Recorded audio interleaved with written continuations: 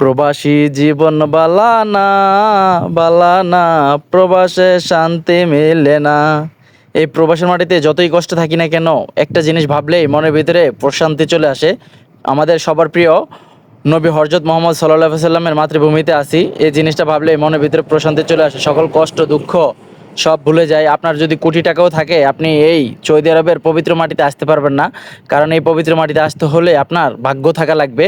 এই পবিত্র মাটি তো আমি আমার এক বড় ভাইকে নিয়ে প্রাইভেট কারে করে ঘুরতেছি, আর সামনে তো আমরা দেখা যাচ্ছে, আর পিছনের ব্যাকগ্রাউন্ডটা দেখুন, খুব সুন্দর। আসলে এই মরুভূমির রাস্তাগুলো আমার কাছে খুবই ভালো লাগছে, তাই আপনাদেরকে দেখার সুযোগ করে দিছি। অবশ্যই আপনারা কমেন্ট করে জানাবেন যে আশেপাশের দৃশ্যটা কেমন। আসলেই আমার কাছে সৌদি আরবের ঘরবাড়িগুলো তেমন একটা ভালো লাগে না, এগুলো একতলা দুইতলা তিনতলার বেশি হয় না। অন্যান্য কান্ট্রিতে অনেক সুন্দর সুন্দর বিল্ডিং আমার কাছে খুবই ভালো লাগে, কিন্তু সৌদি আরবে সব হচ্ছে মরুভূমি, সব হচ্ছে ফাঁকা জায়গা, এই জন্য ভালো লাগে না।